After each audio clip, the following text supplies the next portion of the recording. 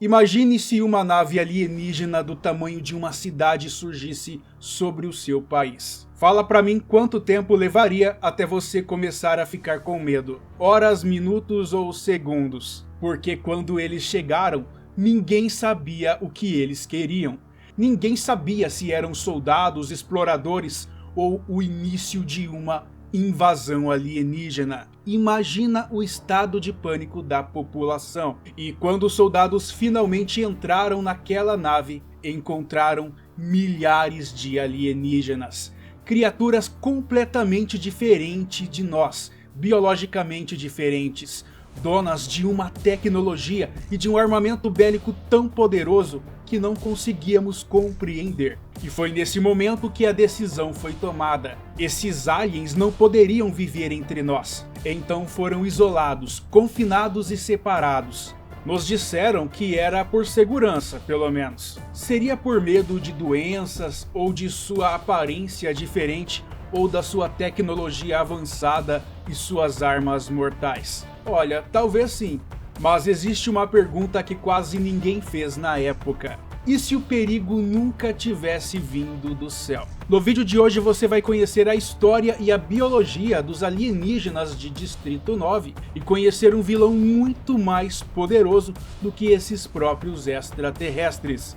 Então deixa um like no vídeo e vem comigo. Nas sombras do impossível, onde monstros despertam, o desconhecido te chama agora. Mysterion TV, onde o impossível ganha forma. Mysterion TV, onde os monstros fazem história. Olá turma, tudo bem com vocês? Eu estou ótimo. E em Distrito 9, uma gigantesca nave alienígena aparece sobre Joanesburgo, na África do Sul. Dentro dela, milhares de alienígenas debilitados são encontrados à deriva, sem liderança e sem recursos. O governo cria um campo de contenção chamado Distrito 9, um gueto isolado onde essas criaturas passam a viver em condições precárias. E muitos anos depois, a corporação MNU assume o controle e decide removê-los para o Distrito 10, uma área ainda mais isolada, que mais parece um campo de concentração. Porém, essa empresa tem planos nefastos e vamos falar sobre isso mais pra frente. É nesse processo que conhecemos Wykos, um protagonista que lidera a operação. Ele estava se dando bem até ser contaminado por uma substância alienígena que começa a transformar seu próprio corpo. Sentiu uma pegada meio metamorfose aqui de Kafka. É aí que o filme muda. Já os alienígenas de Distrito 9 não são os clássicos conquistadores espaciais. Eles são insetoides, frágeis, desorganizados e famintos. Mas calma, eles não são burros, muito pelo contrário. Só que visualmente parecem realmente ameaçadores, mas narrativamente são vítimas. O apelido Camarão já carrega desumanização para eles. Eles não são chamados de extraterrestres nem de refugiados, são chamados de pragas. E isso é fundamental, porque o filme não constrói medo através deles, constrói através da reação humana. E existe aqui uma segregação como estrutura narrativa, já que Distrito 9 não é apenas um cenário, é uma referência histórica clara ao apartheid sul-africano e à remoção forçada de comunidades consideradas indesejáveis. O campo funciona como espaço de confinamento, zona de pobreza controlada e experimento social isolado. O que o filme faz é simples e brutal. Ele troca a minoria racial por alienígenas, mas mantém o mesmo sistema. E quando você percebe isso, a ficção começa a incomodar. E a história começa a ganhar ainda mais proporção com a evolução de Wykos, que começa como alguém comum, preconceituoso, burocrático e cego. Ele ri dos alienígenas, trata-os como animais, assina ordens de despejo sem questionar, até que seu corpo começa a mudar. Primeiro o braço, depois a sua biologia e até mesmo sua identidade. O que o filme faz aqui é genial. Ele força o protagonista a se tornar aquilo que ele desprezava. E só então ele entende todo o mal que estava carregando consigo mesmo. A empatia então acaba chegando tarde demais. Inclusive, ele encontra nos alienígenas aliados que têm planos para ajudá-lo a superar todas essas adversidades, enquanto toda a humanidade quer destruí-lo. Aquelas criaturas que ele tanto desprezou se esforçou para salvar a sua vida. O verdadeiro vilão aqui não são os aliens, não é a violência do gueto, é a MNU. Uma corporação privada com autoridade militar, interessada apenas na tecnologia alienígena, que só funciona com DNA extraterrestre. E quando descobrem que o Icarus pode operar as armas, ele deixa a ser humano aos olhos da corporação e vira propriedade, objeto de estudo e carne descartável, assim como todos aqueles alienígenas. E nesse momento o filme deixa claro: humanidade não é biologia, mas escolha moral. E quando a MNU decide transformar o Icarus em cobaia, o filme abandona qualquer sutileza. O laboratório vira um campo de tortura tecnológica, testes forçados, armas disparadas contra criaturas indefesas e cientistas frios tratando corpos como peças substituíveis. E então a resposta vem. Quando Christopher assume o exoesqueleto alienígena, a hierarquia militar da MNU desmorona em segundos. Balas ricocheteiam contra o metal orgânico. Soldados são arremessados contra paredes.